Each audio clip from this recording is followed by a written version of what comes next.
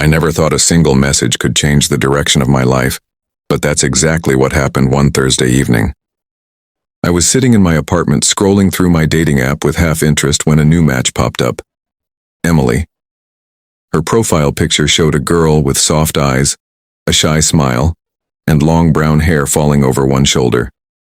She looked gentle, sweet even, and her bio was simple. Looking for someone kind.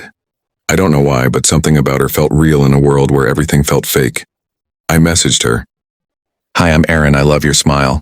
She replied within seconds, as if she'd been waiting for someone to talk to. "Thank you, I'm glad you matched, most people don't." We talked for hours that night, about books, music, coffee shops, childhood dreams. She was funny, thoughtful, and surprisingly wise. It felt easy, natural, like talking to someone I had known for years. By midnight, I realized I was smiling at my phone like an idiot. Over the next week, our conversations turned into voice calls.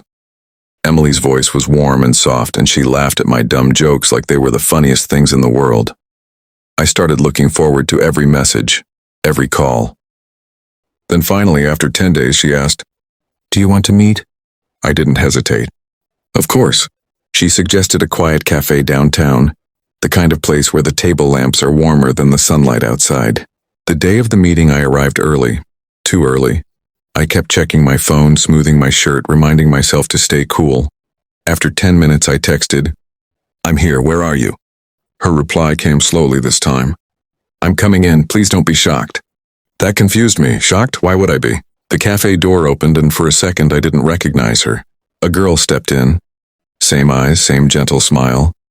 But half her face was covered with old burn scars that stretched from her cheek to her neck. She walked toward me hesitantly, every step filled with fear. "Erin?" she asked softly. I nodded stiffly, trying to hide the sudden surprise on my face. She sat down, looked into my eyes, and whispered, "I was tricked into thinking someone like you would accept me. But tell me, Erin, is appearance really that important?" For a moment I couldn't speak. Not because she looked different, but because I realized something much heavier. She thought she had to apologize for existing. Emily kept her eyes low, fingers trembling as she traced circles on the edge of her cup. The confidence she had on the phone, the warmth in her laugh, all of it seemed to crumble the moment she stepped into the light. "I should have told you," she whispered, voice barely audible over the soft cafe music. "But every time I try, people leave.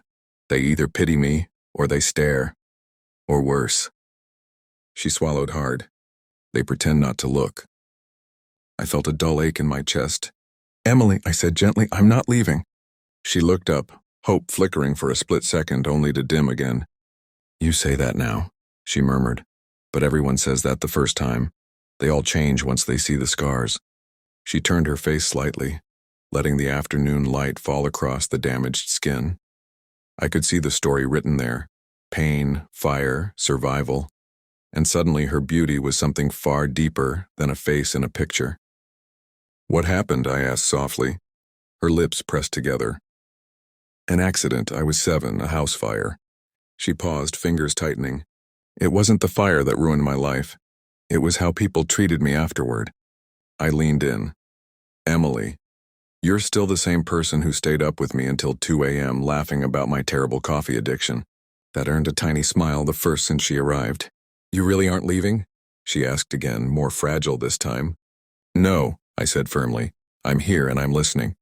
She exhaled shakily, as if letting go of a fear she'd been holding for years. Then she told me about everything. The surgeries, the stares, the whispers at school, the people who thought her scars made her less deserving of love. Every word she shared felt like a secret she had kept locked away from the world. At one point she asked quietly, "Do you think I'm ugly now that you've seen me?" My heart twisted. "Emily," I said, "I think you're brave, and I wish you could see yourself the way I do." For the first time, tears touched her eyes, not from pain but from something closer to relief. And in that moment I knew this meeting wasn't a mistake at all.